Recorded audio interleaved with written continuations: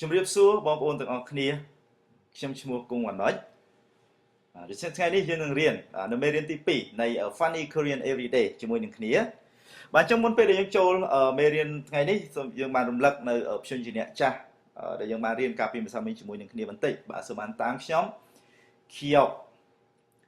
Niun Riul Mium Phiup Siut Phiup បាទថ្ងៃនេះគឺព្យញ្ជនៈ7តួដែលយើងបានរៀនកាលពីម្សិលមិញបាទថ្ងៃនេះយើងនឹងរៀនថែម7តួទៀតបាទដែល14តួព្យញ្ជនៈទាំង14តួនេះគេហៅថាព្យញ្ជនៈតូលបាទអញ្ចឹងសូមយើងបានអានបាទសូមបានអានជាមួយនឹងខ្ញុំទាំងអស់គ្នា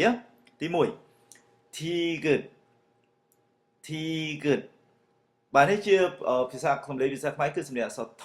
បាទសំឡេងអក្សរថបាទទី2 Siut Siut បាទគឺសំឡេងអក្សរសសំឡេងអក្សរសបន្តមកទៀត Chiut Chiut បាទសំឡេងអក្សរច Chiut Chiut បាទនេះគឺសំឡេងអក្សរឆបាទសំឡេងអក្សរឆបន្តមកទៀត Kyuk Kyuk សំឡេងអក្សរខឬមួយសំឡេងអក្សរខ Tiut Tiut បាទនេះសំឡេងអក្សរថបាទនេះយើងឃើញនៅខាងមុខដែលយើងបានរៀនជាមួយ Tigut ហើយនៅខាងក្រោយដែលយើងបានរៀន Tiut បាទសំឡេងខុសគ្នាមួយថមួយថបាទហើយចុងក្រោយបាទ Chiut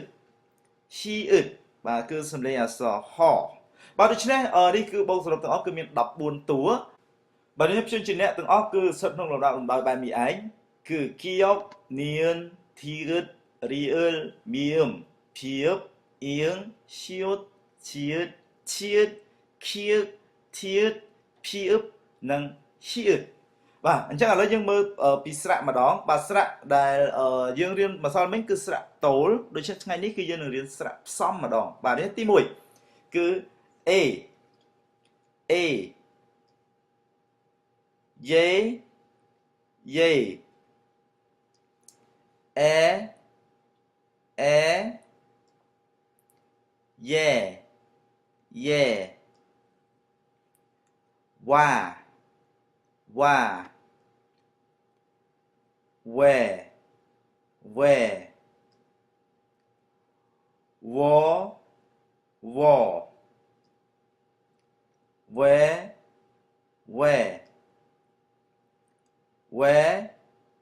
Whereបាទនេះសំឡេងពីរនេះបាទគឺដូចគ្នាអញ្ចឹង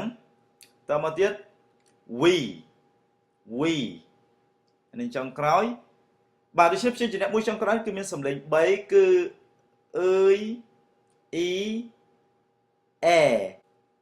អ៊ឺយបាទអ៊ឺអ៊ីហ្នឹងដែលបញ្ចូលគ្នាពីរអ៊ឺជាមួយនឹងអ៊ីហ្នឹងវាមានសំឡេង3បាទដែលថាដូចខ្ញុំបានប្រាប់ពីមុនអញ្ចឹងគឺវាមានសំឡេងអ៊ីអ៊ឺយមានសំឡេងអ៊ីហើយនិងសំឡេងអែអញ្ចឹងពេលណាគេអានអ៊ឺយពេលណាគេអានអ៊ីហើយពេលណាគេអានអែ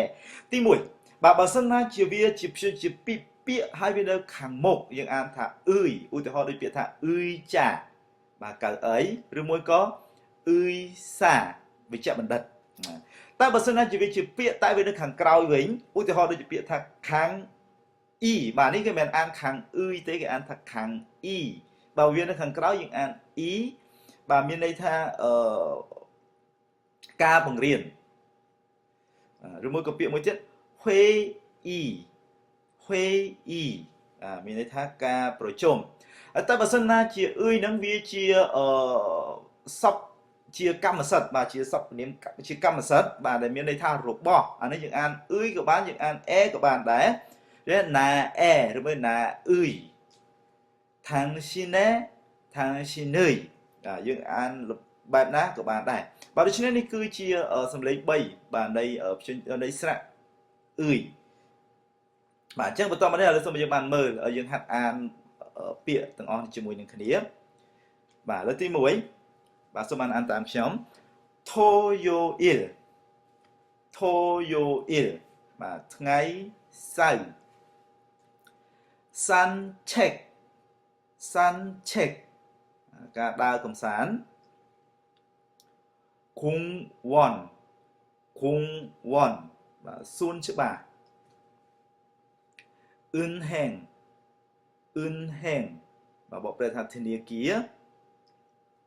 បាទនឹងចុងក្រោយអ៊ឺចា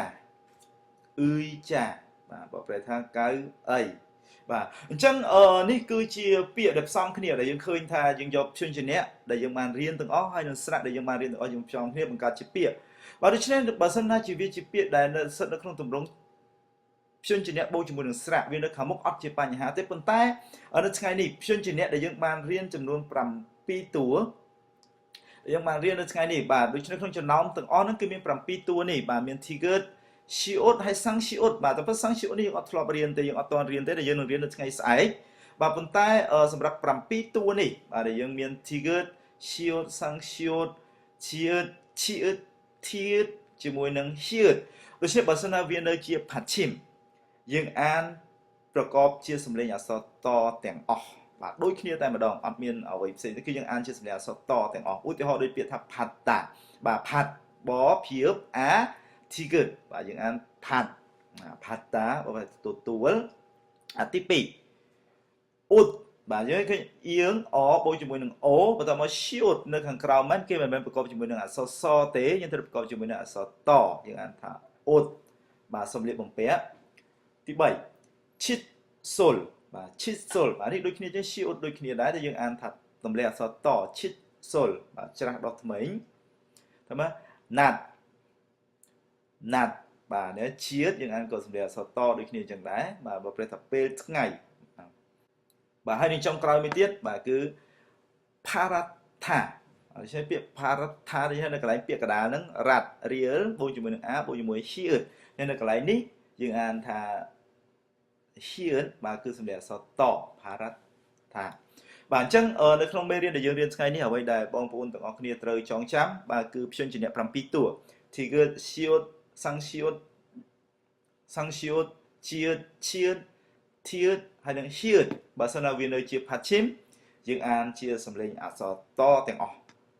បាទដូច្នេះសូមអរគុណសម្រាប់ការយកចិត្តទុកដាក់ក្នុងការរៀននៅថ្ងៃនេះជាមួយនឹងគ្នាសូមអរគុណជួបគ្នាថ្ងៃស្អែកម្ដងទៀត